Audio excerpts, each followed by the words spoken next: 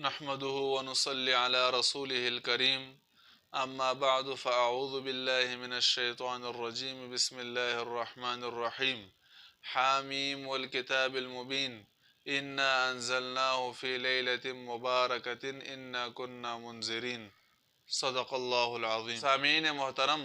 شب برات کی شرعی حیثیت کیا ہے؟ شریعت میں شب برات کی کوئی فضیلت یا کوئی خصوصیت وارد ہوئی ہے یا نہیں؟ کافی لوگ یہ پوچھتے رہتے ہیں کہ شب برات میں کیا کرنا چاہیے، کیا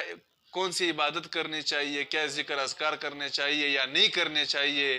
شب برات میں عبادت کرنا، کھانا پکانا بدعات ہے یا نہیں؟ تو میں نے آپ کے سامنے سورہ دخان کی آیت نمبر 3 تلاوت کی ہے،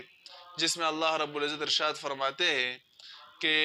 ہم نے اس قرآن کو ایک مبارک رات میں نازل کیا ہے۔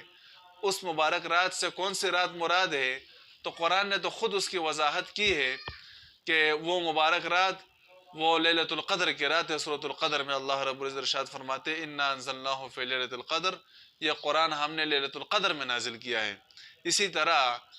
شہر رمضان الذی انزل فیہ القرآن، سورۃ البقرہ آیت نمبر 185 میں اللہ رب العزت ارشاد فرماتے ہیں کہ ہم نے قرآن کو رمضان المبارک کے مہینے میں نازل کیا ہے۔ اور شب برات جو ہے یہ تو شعبان کی 15ویں رات کو کہا جاتا ہے۔ شعبان کی جو 15ویں رات ہے وہ تو شعبان کے مہینے میں آتی ہے، رمضان کے مہینے میں نہیں آتی۔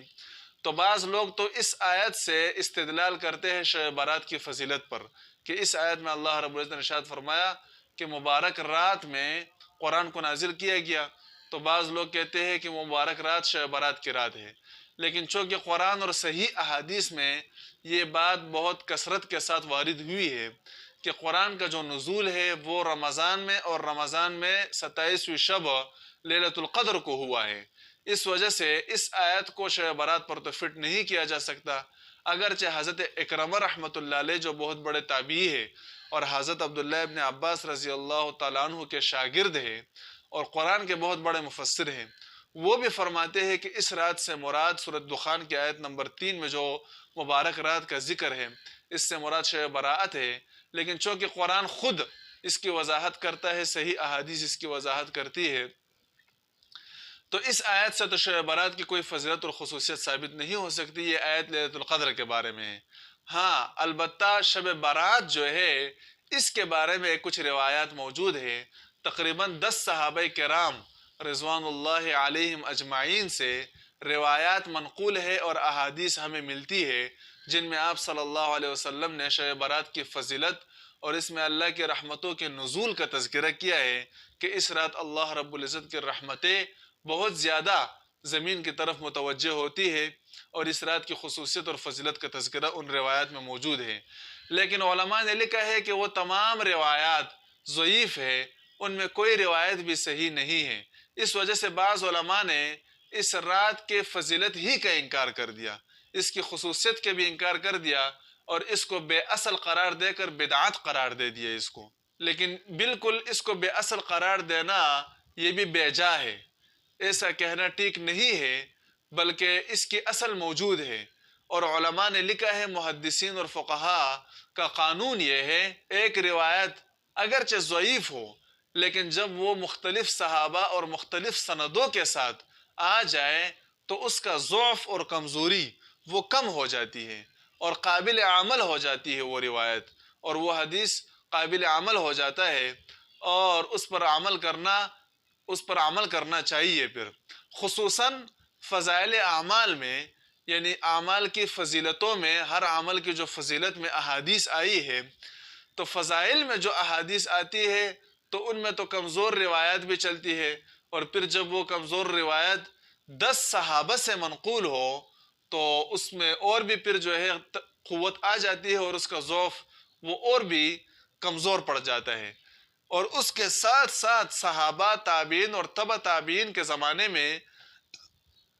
اس رات کی عبادت کا خصوصی اہتمام کیا جاتا تھا، اس رات کو خاص عبادت کے لیے خاص کیا جاتا تھا، اور اس میں عبادت کیا جاتا تھا، تو اس سے اور بھی تقویت ملتی ہے ان روایات کو۔ تو بالکل اس رات کو بے اصل قرار دینا، بدعات کہنا، یہ بات درست نہیں ہے، یہ بات ٹھیک نہیں ہے۔ کچھ نہ کچھ اس رات کی خصوصیت اور فضیلت ہے جو حدیث سے بھی ثابت ہے، اور خیر القرون صحابہ رضی اللہ تعالیٰ عنہم اجمعین، تابعین اور تبع تابعین کے دور میں بڑے بڑے علماء ہمیں ملتے ہیں جو اس رات کو خصوصی اہتمام کے ساتھ عبادت کرتے تھے۔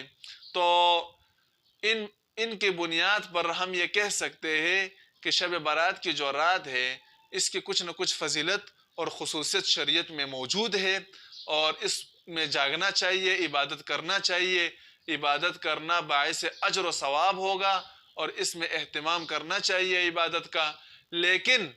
بعض لوگوں نے کچھ زیادہ ہی اس میں غلو کیا اور اس میں بدعات اور رسومات کو داخل کر دیا، تو وہ قابل مذمت ہے اور ان کی کوئی اصل شریعت میں نہیں۔ مثلا بعض عبادتوں کو خاص کرنا اور ان کا التزام کرنا، یعنی ان کو لازم سمجھنا کہ اس رات میں یہ عبادتیں کرنا لازم ہے، یہ بات بھی ٹھیک نہیں ہے۔ اسی طرح بہت زیادہ کانوں پکانوں کا انتظام کرنا اور بہت زیادہ اسراف، بے جائے اسراف کرنا، یا بعض لوگوں میں یہ رواج بھی پایا جاتا ہے کہ خواتین اور عورتیں اپنے میکے چلی جاتی ہے اور لازمی طور پر جاتی ہے، اس کو لازم سمجھتی ہے، اس کو ثواب کا کام سمجھتی ہے، یا بعض لوگ لائٹیں لگاتے ہیں، اس کو ثواب کا کام سمجھتے ہیں۔ یہ جتنے بھی فضولیات ہیں اور ان کے التزامات ہیں، یہ شریعت سے ثابت نہیں، اور نہ ان میں کوئی ثواب ملے گا آپ کو۔ ہاں، کوئی بھی ذکر کرے، اللہ کی عبادت کرے، نماز پڑھے، قرآن کی تلاوت کرے، اور جتنی عبادات ہے وہ آپ کرے، صدقہ کرے، تو اس کا آپ کو انشاءاللہ کافی ثواب بھی ملے گا اور اس رات کی فضیلت آپ کو حاصل ہو جائے گی۔ لیکن کوئی خاص دعا، کوئی خاص عبادت، کوئی خاص ذکر، کوئی خاص وظیفہ اس رات کے لیے نہیں ہے، نہ قرآن سے ثابت ہے، نہ حدیث سے ثابت ہے، نہ صحابہ سے ثابت ہے، بلکہ عام عبادت ثابت ہے، عام فضیلت اور خصوصیت ثابت ہے۔ اللہ رب العزت ہمیں عمل کرنے کی توفیق عطا فرمائے۔